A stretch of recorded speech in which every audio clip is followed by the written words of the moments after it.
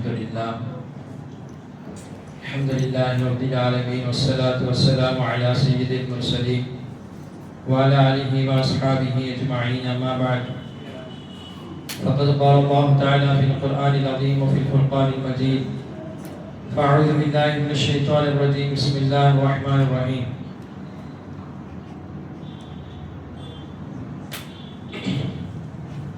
قل للمؤمنين يغضوا من أبصارهم إلى آخر الآية وقال الله تعالى وقل للمؤمنات يغضن من أبصارهن صدق الله العلي العظيم. சகிர்ந்த அல்லாஹ்வின் நல்லடியார்களே, இன்றைய தினம் ஓதிய குர்ஆனுடைய ஒரு அழகிய சூரத்துன் நூர். நம்முடைய வீட்டு பெண்மணிகள் ஒவ்வொருவரும் அதிகம் படிக்க வேண்டிய சூரா மட்டுமல்ல, இதனுடைய தர்ஜுமா பொருளை அதிகம் ஈர்க்கப்பட வேண்டிய சூராவும் சூரத்துன் நூர் தான். இந்த சூராவில் இப்போது ஓதிய இந்த வசனத்தில் அல்லாஹ் என்ன சொல்ல வருகிறான்? குல் லில் முஃமினீன யகுல்லூ மின் அப்சாரிஹிம். முஃமினான ஆண்களுக்கு அல்லாஹ் சொல்கிறான், உங்களுடைய பார்வையை தாழ்த்துங்கள், உங்களுடைய மறைவிடத்தை பாதுகாத்துக் கொள்ளுங்கள். அதேபோல் முஃமினான பெண்களுக்கும் அல்லாஹ் கட்டளையிடுகிறான், உங்களுடைய பார்வையை தாழ்த்துங்கள், உங்களுடைய மறைவிடத்தை பாதுகாத்துக் கொள்ளுங்கள்.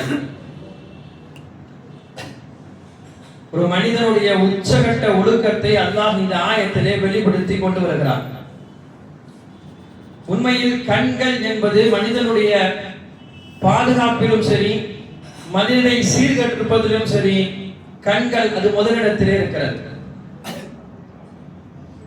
பார்வையை தாழ்த்தினால் கண்டிப்பாக அல்லாஹ்வுடைய உதவி அவருக்கு கிடைக்கிறது.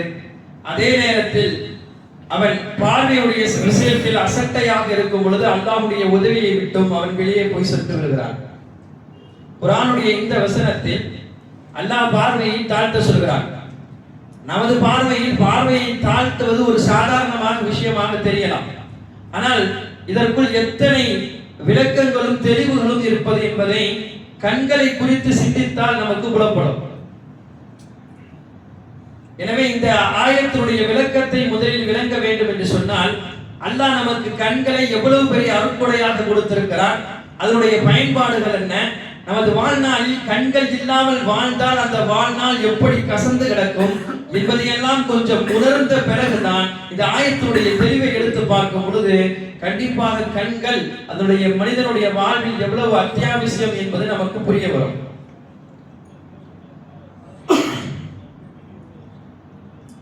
மனிதனுடைய வாழ்வில் பார்வை மட்டுமல்ல, அந்த பார்வை ஏராளமான பயன்பாடுகளையும் தருகிறது, பயன் பெறவும் செய்கிறது.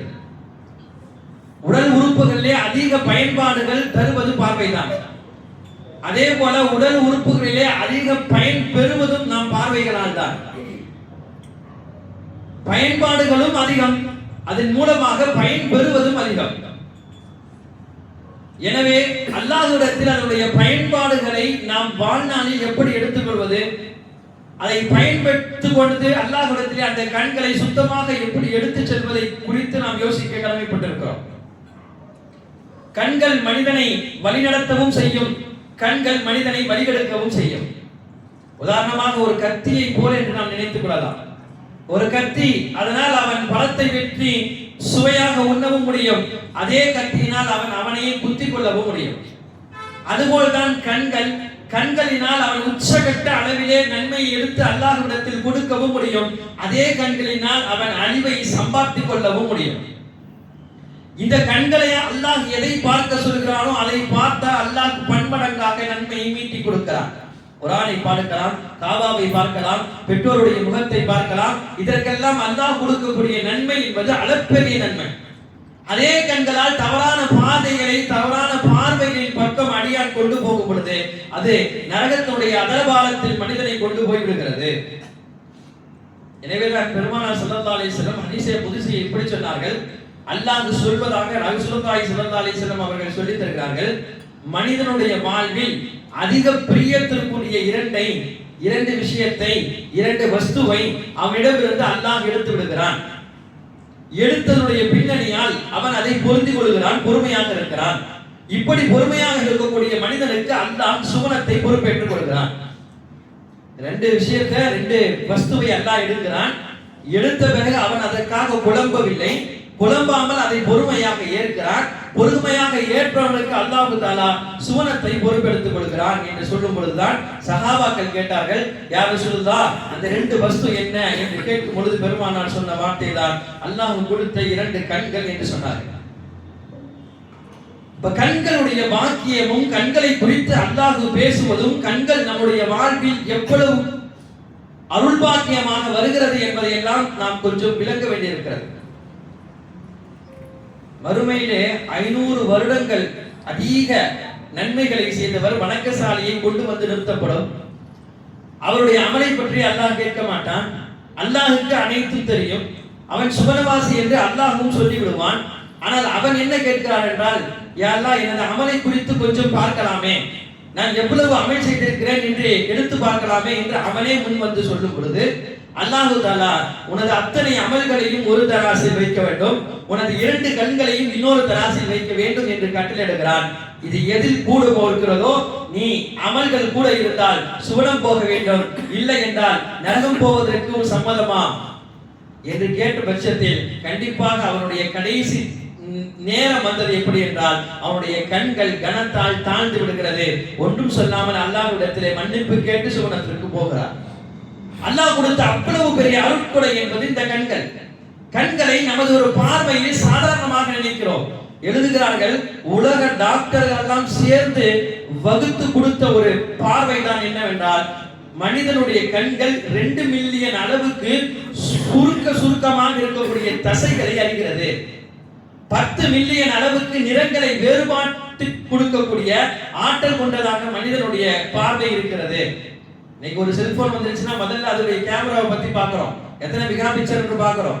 அதிக மெகா பிக்சரே 14 சொல்றாங்க. ஆனா அல்லாஹ் தஆலா கொடுக்கக்கூடிய கண்களுடைய மெகா பிக்சர் 576 துல்லிகரமாக அறியக்கூடிய அளவுக்கு கண்களில் அல்லாஹ் ஆற்றலை வைத்திருக்கிறார். கண்களுக்கு மட்டும் 60 லட்சம் அணுக்களுடைய வெளிச்சத்தை உதவுவதற்கு கண்களுக்கு கொடுத்திருக்கிறார். கண்களுடைய கருவழி நமக்கு தெரியும். கண்களுடைய கருவழிக்குள்ளே ஒரு கண்மணி இருக்கிறதா, அந்த கண்மணிக்குள்ளேயே ஒரு துவாரம் இருக்கிறதா. எதற்காக அல்லாஹ் இந்த துவாரத்தை ஏற்படுத்த வேண்டும்? திடீரென்று மின்சாரம் துண்டிக்கப்பட்டு விட்டால் இருளடைந்த இருட்டை நாம் காண்போம். அப்படி இருட்டா கொய்க்கின் இருட்டாக இருக்கும், நம்மளால ஒருத்தர் பார்க்க முடியாது. அதே நேரத்துல ஒரு சில செகண்ட் தான் அது இருக்கும், ஒரு 5 செகண்ட் 6 செகண்ட் தான். அதுக்கு பிறகு பார்த்தா ஓரளவுக்கு தெரியற மாதிரி, பக்கத்துல யாராச்சும் நிக்கிறது தெரியும், கொஞ்சம் நடக்கிறது தெரியும், அந்த மாதிரி நமக்கு தெரியற மாதிரி வரும். அது எப்போ வருகிறது என்று சொன்னால், இதுதான் திடீரென்று போகக்கூடிய அந்த மின்சாரம் துண்டிப்பதற்கு பிறகுதான் அல்லாஹ் அந்த கருவழிக்குள் இருக்கக்கூடிய கண்மணிக்குள் இருக்கக்கூடிய துவாரத்தில் ஒளியை கொண்டு வருகிறான். அந்த ஒளி பிளம்பால் மனிதன் ஓரளவு அடையக்கூடிய விஷயத்தை அறிந்து கொள்கிறான். எவ்வளவு நுணுக்கமாக அல்லாஹ் கண்களை படைத்திருக்கிறார். வெறுமனையே நாம் ஆயத்தை பார்த்து அல்லாஹ் கண்களை தாழ்த்த சொல்லிவிட்டான் என்று கடந்து போவதல்ல. அல்லாஹ் நம்முடைய கண்களுக்கு கொடுத்த அருட்கொடைகளை நினைத்து நாம் அமல் செய்யும் பொழுது கண்டிப்பாக அந்த அமலிலும் பிடிப்பு இருக்கும், ஆர்வமாகவும் செய்யலாம். கண்களில் இருக்கக்கூடிய இந்த இமை, கார்கள்ல சில நேரத்தில் இந்த ஆட்டோமேட்டிக் வைப்பர் போடுவாங்க. மழை நேரத்துல கொஞ்ச நேரம் அடிக்கும், மழை தண்ணியெல்லாம் எடுத்து விடும், அதுக்கு பிறகு போறதுக்கு இலகுவாக இருக்கும்.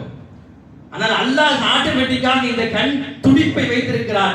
எந்த அளவுக்கு நுணுக்கமாக செயல்படுகிறது என்று சொன்னால், நமது உள்ளமும் நமது உடலும் அதை உணர்வது கிடையாது. இருசக்கர வாகனத்துல அப்படியே போய்கிட்டே இருக்கிறோம், நமக்கு தெரியறது இல்ல. திடீர்னு ஒரு காத்து அடிக்குது, ஒரு சின்ன துகள்கள் வருகிறது, ஒரு விதமான ஏதேனும் ஒரு கற்கள், சிறு கற்கள் வருகிறது, வந்து கண்களுக்கிட்டே வருவதற்குரிய ஒரு சில துளிகளுக்கு முன்னால் கண் இமைகள் மூடுகிறது. அது கண்கள் மட்டும்தான் அதை அறிகிறது, உடலும் கூட அதை அறிவது கிடையாது. இவ்வளவு பாக்கியத்தை அடியான் கண்களுக்குள் அல்லாஹ் வைத்திருக்கிறான் என்று சொன்னால், அந்த கண்கள் விஷயத்திலே அடியான் எவ்வளவு சிந்தித்திருக்கிறான், எவ்வளவு அமல் செய்திருக்கிறான்.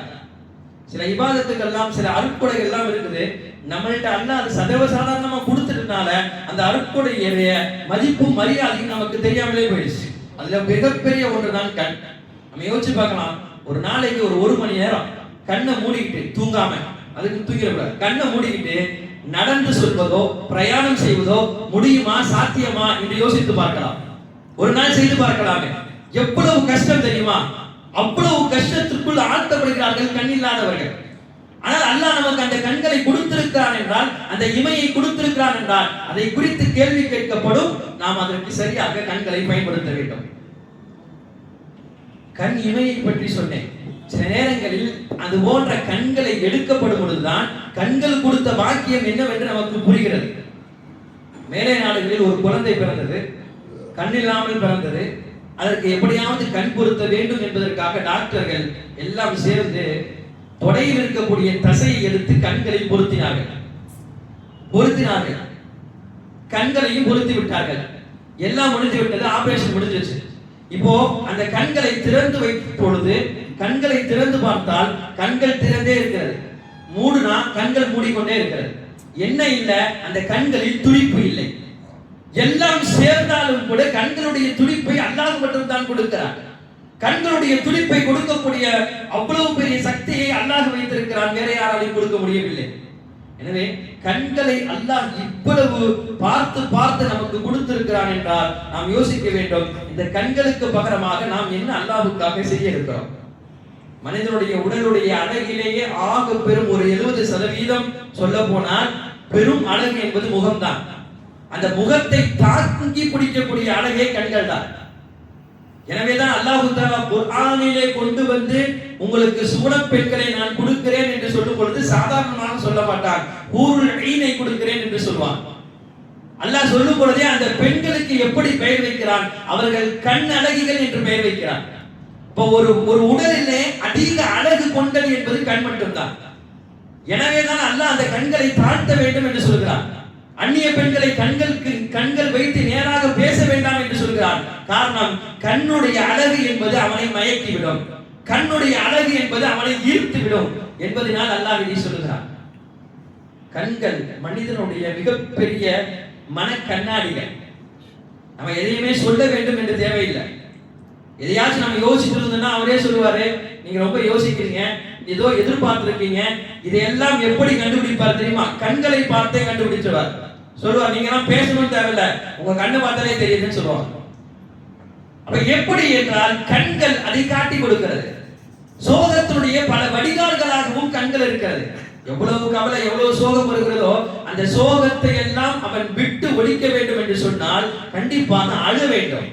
கண்களிலிருந்து கண்ணீர் வர வேண்டும். கண்களிலிருந்து கண்ணீர் வராமலேயே அவன் சோகம் கரைவது என்பது சாத்தியம் கிடையாது. அப்படி அவன் கண்களில் கண்ணீரை தேக்கி வைத்துக் கொண்டே இருந்தால் ஒரு கட்டத்தில் மிகப்பெரிய மனோ அழுத்தத்திற்கு அவன் உள்ளாக்கப்படுகிறான். இத்தனை கண்களுடைய பாக்கியத்தை நம்மால் காண முடிகிறது. நாம் அல்லாஹ்வுக்கு இந்த கண்களை பாக்கியமாக அல்லாஹ்விடத்திலே அல்லாஹ் சொன்னபடி அவன் ஏவியதை செய்து அவன் தடுத்ததை தவிர்த்து கொண்டு அல்லாஹ்விடத்திலே இந்த கண்களை ஒப்படைப்பதற்குண்டான வேலைகளை செய்வதற்கு முற்பட்டு வர வேண்டும். நபிமார்கள், வலிமார்கள் எல்லோரும் இந்த கண்ணுடைய விஷயத்தில் அவ்வளவு பேணுதலாக இருந்தார்கள். குர்ஆனில் அல்லாஹ் நபிமாருடைய வரலாற்றை கண் விஷயத்தில் ஏராளமாக பேசுகிறார். அவர்கள் பார்வை தாழ்த்தியதை பற்றி பேசுகிறார். மூசா அலைஹிஸ்ஸலாமை பற்றி இப்படியே பேசுகிறார். மதியனுக்கு மூசா அலைஹிஸ்ஸலாம் ஷுவைப் அலைஹிஸ்ஸலாமை பார்க்க செல்லும் பொழுது அங்கு ஒரு இடத்திலே தண்ணீர் குடிப்பதற்காக பெண்கள் முந்தி அடித்துக் கொண்டிருந்தார்கள். அதில் ஷுவைப் அலைஹிஸ்ஸலாமுடைய மகள்களும் இருந்தார்கள். அங்கு அவர்களால் தண்ணீர் பிடிப்பதற்கு ஏதுவாக இல்லை. மூசா அலைஹிஸ்ஸலாம் தான் அவர்களுக்கு தண்ணீரை பிடித்து கொடுத்தார்கள். பிடித்தவர்கள் எடுத்து வீட்டிற்கு சென்று விட்டு மறுபடியும் ஷுவைப் அலைஹிஸ்ஸலாம் அந்த மூசாவை கூட்டி வருவதற்கு தன்னுடைய ஒரு பெண்ணை அனுப்பி வைப்பார்கள்.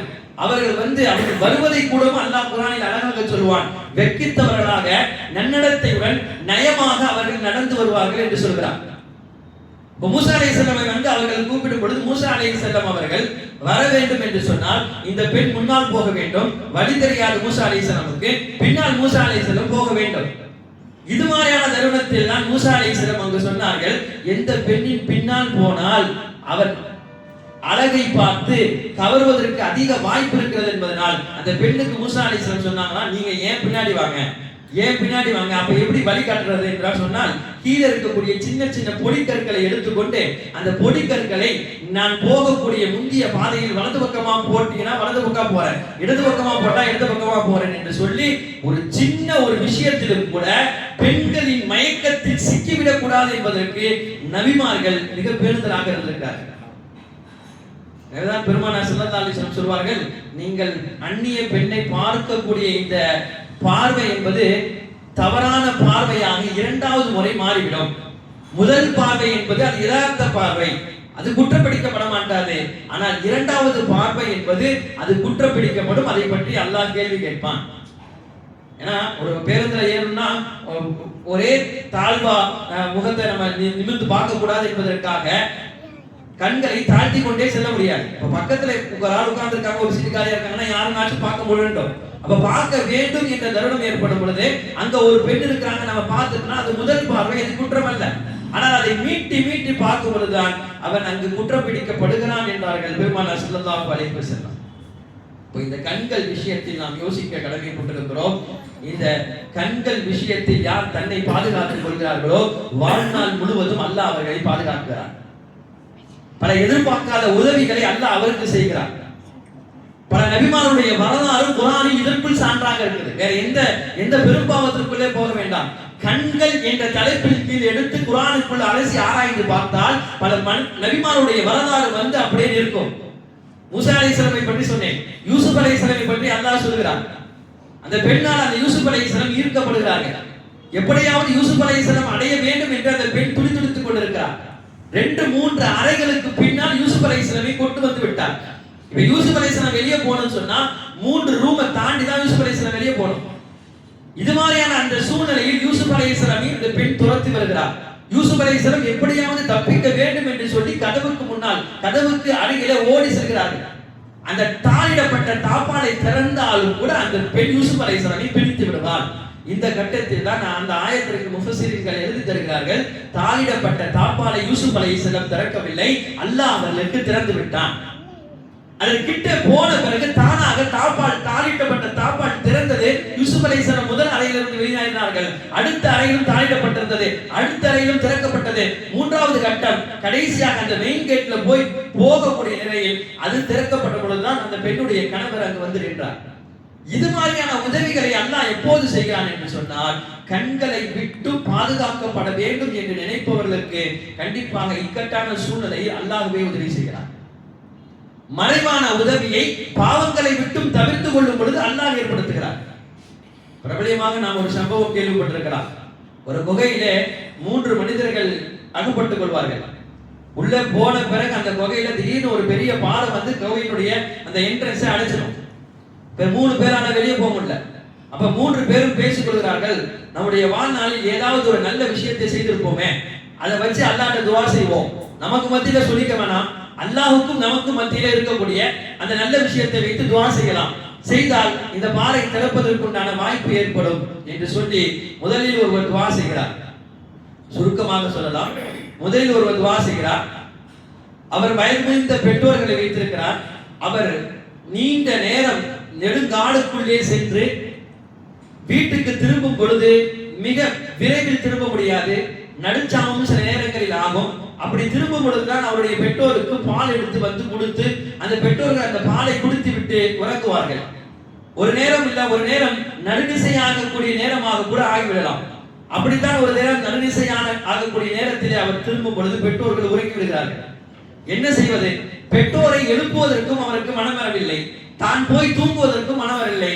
அவரு போய் தூங்கிட்டா அந்த நேரத்தில் பெற்றோர்கள் எழுந்து விட்டார்கள், பசியில இருந்தால் நான் என்ன செய்வேன் என்பதற்காக அந்த இரவு முழுக்க அந்த பாலை கையில் எடுத்து கொண்டு அப்படியே நின்றார். தஹஜத்தை தாண்டி ஃபஜர் முடியக்கூடிய நேரத்திலே பெற்றோர்கள் எழுந்து நிற்கிறார்கள். பார்க்கிறார்கள், எதற்காக நிற்கிறீர்கள்? இல்லை, நான் உங்களை எழுப்புவதற்கு எனக்கு மனம் வரவில்லை. கண்கள் பார்த்தால் செக்கச்சவே என்று சிவந்து கிடக்கிறது. பெற்றோர்கள் மனமகிழ்ந்த அந்த பிள்ளையை கட்டி அணைத்து பாலை குடித்து விட்டு துஆ செய்தார்கள், யா அல்லாஹ், இதை நான் உனக்காக வேண்டி செய்திருந்தால் இந்த பாறையை அகற்றுவாயாக என்று கேட்கப்பட்ட பொழுது பாறை அகன்றது. இரண்டாவது அவர் இப்படி துஆ செய்தார், யா அல்லாஹ், நான் முதலாளி, என்கிட்ட ஏராளமான தொழிலாளிகள் வேலை செய்தார்கள். அதில் ஒருவர் அவருடைய கூலியை வாங்காமல் சென்று விட்டார். பல நாட்கள் வேலை செய்த கூலியை வாங்காமல் போய்விட்டார். நெடுங்காலம் கழித்து அவர் வறுமைக்குள் ஆக்கப்பட்டார். திருப்பி என்னிடம் வந்தார். நான் அதை திருப்பி கொடுப்பேனா மாட்டேனா என்ற எண்ணத்துடனே வந்தார். நான் அவர் செல்லும் பொழுது அந்த முதலீட்டை கையில் வைத்து என்ன செய்வது என்று தெரியாமல் அதை எனது வருமானத்தில் போட்டேன். அது பன்மடங்காக ஆனது. அதனால ஆட்டு மந்தை வந்தது, மாட்டு மந்தை வந்தது, எல்லாம் வந்தது அந்த கூலியை வைத்துதான் வந்தது. இப்போ அவர் தயங்கிக் கொண்டே வந்து இடத்தில் அவர் கூலியை கேட்டார். நானும் அவரை கைபிடித்து கூட்டி போய் சொன்னேன், இவ்வளவு இருக்கக்கூடிய ஆட்டு மந்தைகள் தான் உனது கூலி என்று சொன்னேன், இந்த மாட்டு மந்தைகள் தான் உனது கூலி என்று சொன்னேன். அவர் என்னை பார்த்து சொன்னார், நீங்கள் ஏளனம் செய்யாதீர்கள், கேலி செய்யாதீர்கள், அல்லாஹ்வுக்காக கேட்கிறேன், எனது கொடுத்த நான் வேலை செய்த அந்த கொஞ்சம் கூலியை எனக்கு கொடுத்து விடுங்கள் என்று கேட்டார். அவரும் அடுத்த முதலாளி சொன்ன அந்த வார்த்தை, நான் கேலி செய்யவில்லை, உண்மையை சொல்கிறேன், உனது கூலியை எடுத்து முதலீட்டில் போட்டு அதற்காக வந்த ஆடுகள் மாடுகளுடைய மந்தை தான் இது அத்தனையும் எனக்கு சொந்தம் அல்ல, உனக்கு தான் சொந்தம் என்று சொன்ன பொழுது அந்த முதலாளி அதை முன்வைத்து கேட்கிறார், யா அல்லாஹ், இதை நான் உனக்காக செய்திருந்தால் இந்த பாறையை நகற்றுவாயாக. பாறை நகர்ந்தது. கடைசியாக ஒருவர், அவர்தான் நமது தலைப்புக்கும் ஏதுவாக தேவைப்பட்டவராகவும் இருக்கிறார்.